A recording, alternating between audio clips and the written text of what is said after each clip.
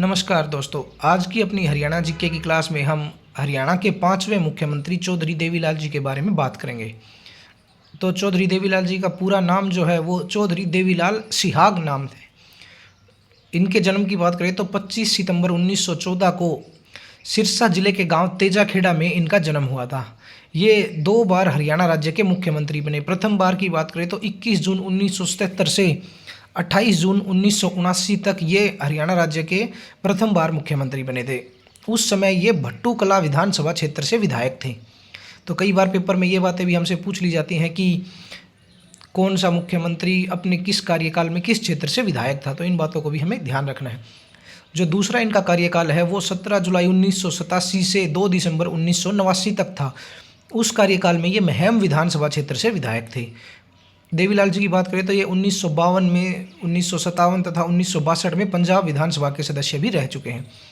इन्होंने स्वतंत्रता संग्राम में भाग लेने के लिए अपनी पढ़ाई बीच में ही छोड़ दी थी, क्योंकि 1930 में स्वामी केशवानंद जी द्वारा बनाई गई नमक की पुड़िया खरीदने के कारण इनको स्कूल से निकाल दिया था। तो उस घटना के बाद इन्होंने आज़ादी की लड़ाई लड़ना ही अपना मेन मकसद बना लिया था। 1928 की बात करें तो 1928 में मात्र 14 वर्ष की उम्र में इन्होंने लाला लाजपत राय जी के साथ साइमन कमीशन का विरोध किया। 1929 में जो कांग्रेस पार्टी का लाहौर अधिवेशन हुआ था, जो रावी नदी के किनारे हुआ, जिसमें पूर्ण स्वराज की मांग का फैसला लिया गया था, उसमें ये इन्होंने भाग लिया चौधरी देवीलाल जी ने।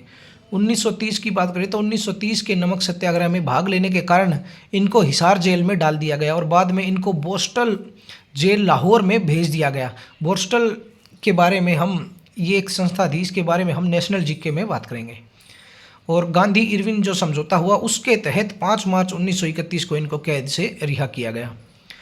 इनके बारे में बात करें तो 1930 का जो दशक था, जो आज़ादी की लड़ाई उस समय चरम सीमा पर थी, उस समय में चौधरी देवीलाल जी लगभग 7 बार जेल जाना हुआ इनका। भारत छोड़ो आंदोलन की बात करें तो भारत छोड़ो आंदोलन में भाग लेने के कारण इनको मुल्तान जेल में डाल दिया गया। तो ये क्वेश्चन हमारे लिए याद करने लायक है कि भारत छोड़ो आंदोलन में भाग लेने के कारण इनको किस जेल में डाला गया था। मुल्तान जेल में। इन्होंने 1952 के जो मुजारा आंदोलन है उसका भी नेतृत्व किया था और मुजारा एक्ट में इन्होंने काफ़ी अमेंडमेंट्स करवाई, जिसके कारण इनको किसानों का मसीहा मान लिया गया, क्योंकि इन्होंने किसानों के क्षेत्र में काफ़ी काम किया। किसानों की भलाई के लिए ये मरते दम तक काम करते रहे।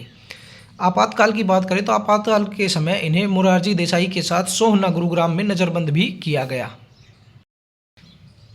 चौधरी देवीलाल जी की बात करें तो इन्होंने राजनीति में वो फैसले लिए हैं जिनको आज तक कोई पलट नहीं पाया, जिसको बाद में बहुत से नेताओं ने अब राजनीतिक सत्ता में आने के लिए प्रयोग किया। 1987 में इन्होंने देश में सबसे पहले बुढ़ापा पेंशन की शुरुआत की और पूरे इंडिया में सबसे पहले बुढ़ापा पेंशन शुरू करने वाला राज्य हमारा हरियाणा ही बना। इन्होंने 100 रुपये मासिक बुजुर्गों को पेंशन दी। तो इनका ये जो फैसला है ये आज तक बहुत सी पार्टियों को सत्ता में लाने के लिए प्रयोग किया जाता है। 1988 में चौधरी देवीलाल जी ने कृषि ऋण, किसानों के जो ऋण थे वो माफ़ किए और किसानों को एक लिमिट तक मुफ्त बिजली दी, जिसका चलन आज तक है। बहुत सी पार्टियों ने उसके बाद किसानों के ऋण माफ़ करके इस चीज़ का प्रयोग करके सत्ता में आने का रास्ता बनाया। चौधरी देवीलाल जी ने राज्य में खुला दरबार व कन्यादान योजना की शुरुआत की। देवीलाल जी की बात करें तो ये हरियाणा के सर्वाधिक उम्र में मुख्यमंत्री बनने वाले व्यक्ति थे। हरियाणा खादी एवं ग्रामोद्योग बोर्ड जो बना उसके प्रथम अध्यक्ष भी चौधरी देवीलाल जी ही थे। तो इन्होंने खादी और ग्रामीण क्षेत्र के उद्योगों को बढ़ाने के लिए भी काफ़ी कार्य किया है। 1989 के इलेक्शन की बात करें तो ये सीकर राजस्थान और रोहतक 2 सीटों से लोकसभा चुनाव जीते थे और फिर इन्होंने रोहतक की सीट को छोड़कर सीकर राजस्थान की सीट को प्रीफर किया। 2 दिसंबर 1989 को ये प्रथम बार भारत के उप प्रधानमंत्री बने। उस समय इनके पास कृषि विभाग और पर्यटन विभाग था और ये 1 अगस्त 1990 तक भारत के उप प्रधानमंत्री बने रहे। फिर दोबारा 10 नवंबर 1990 से 21 जून 1991 तक ये दोबारा भारत के उप प्रधानमंत्री बने। देवीलाल जी की बात करें तो 1996 में इन्होंने हरियाणा लोकदल राष्ट्रीय नाम से अपनी पार्टी की स्थापना की, जिसका 1998 में नाम इंडियन नेशनल लोकदल किया गया, जो कि वर्तमान तक हरियाणा की राजनीति में अपना अस्तित्व बनाए हुए है। देवीलाल जी की मृत्यु की बात करें तो 6 अप्रैल 2001 को नई दिल्ली में इनकी अपोलो हॉस्पिटल में इनकी डेथ हुई। समाधि स्थल की बात करें तो नई दिल्ली में संघर्ष घाट नाम से चौधरी देवीलाल जी का समाधि स्थल है। चौधरी देवीलाल जी का एक नारा बहुत ही मशहूर है जो वर्तमान तक राजनीति में अपना अस्तित्व बनाए हुए हैं कि लोक राज लोक लाज से चलता है। देवीलाल जी का कथन था ये। वीपी सिंह को प्रधानमंत्री बनाने में, चौधरी बंसीलाल को हरियाणा का सीएम बनाने में और मुलायम सिंह यादव को यूपी का सीएम बनाने में, लालू प्रसाद यादव को बिहार का सीएम बनवाने में मेन रोल के कारण चौधरी देवीलाल जी को किंग मेकर भी कहा जाता है। चौधरी देवीलाल जी की याद में हरियाणा ही नहीं देश भर में काफ़ी मेमोरियल्स बनाए गए हैं। तो हरियाणा की बात करें तो ताऊ देवीलाल क्रिकेट स्टेडियम जो पंचकुला में है, ताऊ देवीलाल स्पोर्ट्स कॉम्प्लेक्स की बात करें तो गुरुग्राम में ताऊ देवीलाल स्पोर्ट्स कॉम्प्लेक्स बनाया गया है। चौधरी देवीलाल राज्य स्तरीय नवोदय विद्यालय की बात करें तो डबवाड़ी सिरसा में ये चौधरी देवीलाल के नाम पर बनाया गया है। और कृषि क्षेत्र में इनके कार्यों को देखते हुए हरियाणा सरकार ने राज्य का कृषि क्षेत्र का सबसे बड़ा पुरस्कार जो है उसका नामकरण भी चौधरी देवीलाल पुरस्कार किया है। और बात करें तो चौधरी देवीलाल विश्वविद्यालय जो सिरसा में है 2 अप्रैल 2003 को स्थापित किया गया। चौधरी देवीलाल जी के परिवार के बारे में बात करें तो इनके पिता लेखराम सिहाग जी तेजाखेड़ा गांव के बहुत बड़े जमींदारों में से एक थे। इनकी माता श्रीमती सुगना देवी जी थी। बड़े भाई इनके साहिब राम सिहाग जी थे। देवीलाल जी की पत्नी की बात करें तो इनकी पत्नी का नाम हरकी देवी है। संतान की बात करें तो चौधरी देवीलाल जी के 4 पुत्र व 1 पुत्री थी। पुत्री की बात करें तो शांति देवी इनकी पुत्री हैं और 4 बेटे जो हैं उनमें ओम प्रकाश चौटाला जो हरियाणा के पूर्व मुख्यमंत्री हैं वो सबसे बड़े बेटे, प्रताप सिंह चौटाला, रणजीत सिंह चौटाला और जगदीश कुमार, ये इनके 4 बेटे हैं चौधरी देवीलाल जी के। चौधरी देवीलाल जी के उपनाम की बात करें तो हरियाणा में कई उपनामों से चौधरी देवीलाल जी को याद किया जाता है।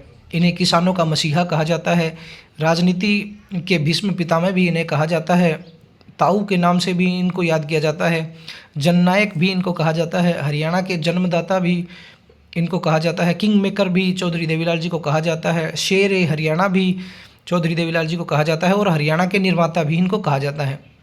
तो ये जो उपनाम है चौधरी देवीलाल जी के, ये हमारे पेपर की दृष्टि से काफ़ी इम्पोर्टेंट है हमारे लिए। और इनके कुछ कथन हैं जो हमारे पेपर में पूछे भी जा सकते हैं। जैसे 1989 के जो इलेक्शन थे उनमें चौधरी देवीलाल ने एक मशहूर कथन दिया था, तख्त बदल दो, ताज बदल दो, बेईमानों का राज बदल दो। तो और दूसरा जो कथन की बात करें तो दूसरा इनका जो मेन कथन है जो पेपर में पूछे जाने के लायक है, तो हर खेत को पानी, हर हाथ को काम, हर तन पर कपड़ा, हर सिर पर मकान, हर पेट में रोटी, बाकी बात खोटी। तो ये चौधरी देवीलाल जी के कथन हैं जो कि उनकी विचारधारा को दर्शाते हैं कि वो हर वर्ग के लिए काम करते थे। जैसे किसान के लिए भी, मज़दूर के लिए भी, गरीब के लिए भी, सबके लिए चौधरी देवीलाल जी ने काफ़ी काम किया है। Chaudhary Devilal herbal nature park की बात करें जिसको रुद्राक्ष वाटिका भी कहा जाता है, तो ये यमुनानगर के चौहड़पुर कला में 2001 में तत्कालीन मुख्यमंत्री चौधरी ओम प्रकाश चौटाला जी द्वारा स्थापित करवाया गया था। तो दोस्तों ये चौधरी देवीलाल जी से संबंधित वो मुख्य बातें हमने पढ़ी जो हमारे पेपर में पूछी जा सकती हैं। वैसे तो चौधरी देवीलाल जी का हरियाणा की राजनीति में बहुत बड़ा नाम है, लेकिन हम सिर्फ अपने पेपर से संबंधित वही चीज़ें पढ़ेंगे कि जो हमारे पेपर में आने की जिनकी संभावना है। तो जो बात मैं आपको रोज़ कहता हूँ वही आज फिर दोहराना चाहूँगा कि इन नोट्स को आप अपने हाथ से लिखकर और इनको 2 से 3 बार ज़रूर पढ़ें और फिर एक बार पेपर के पास 1 या 2 बार इनका रिवीजन जब आप करेंगे तो आपकी तैयारी काफ़ी अच्छी हो जाएगी। तो धन्यवाद दोस्तों, पढ़ते रहिए और अपनी CET एग्ज़ाम की तैयारी को ज़ोर शोर से करते रहिए। धन्यवाद।